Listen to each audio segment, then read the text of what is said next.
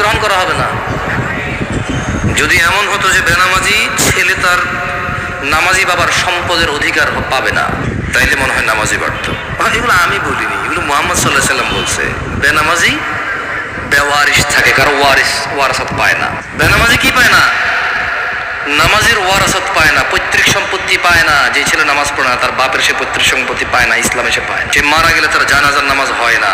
বেনামাজি জামাই নামাজি বউ বিয়ে টেকে না হিসেবে, কারণ বাইনাল আবিদি ওয়া বাইনাল কুফরি তারকুস সালাহ, বান্দা ও কুফরের মধ্যে পার্থক্য হচ্ছে নামাজ ছেড়ে দেওয়া। তো কাফের আর মুসলমানের তো বিয়ে টেকে না।